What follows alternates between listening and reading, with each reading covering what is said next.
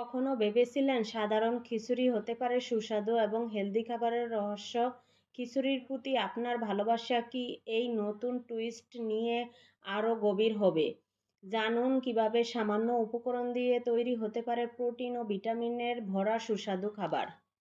এখানে যে সবজি দিয়েছি সেগুলো শুধু টেস্টিই নয়, পুষ্টিতেও পরিপূর্ণ। গাজর, আলু, টমেটো এগুলো সাধারণ মনে হলেও এগুলোর মধ্যে রয়েছে ভিটামিন, ফাইবার এবং মিনারেল। আর এই খিচুড়ির সঙ্গে যদি একটু মুগ ডাল মেশান তো প্রোটিনও হয়ে যাবে পূর্ণ। খিচুড়ি বানানোর সময় যদি জল একটু কম রাখেন তবে খিচুড়ির ভেতরের সব মশলা আর ফ্লেভার পুরোপুরি মিশে যাবে। তাছাড়া ভালো করে মিশিয়ে রান্না করলে সব উপকরণ একে অপরের সঙ্গ ছাড়া পুরোপুরি সাদৃশ্য পায়।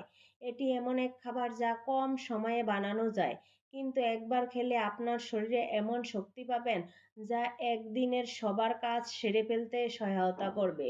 পরবর্তীবারের জন্য যখন আপনি খিচুড়ি তৈরি করবেন মনে রাখবেন, শুধু রান্না নয়, এটা এক সুন্দর হেলদি সঙ্গম যা আপনার স্বাস্থ্য এবং স্বাদ দুটোকেই পূর্ণ করবে।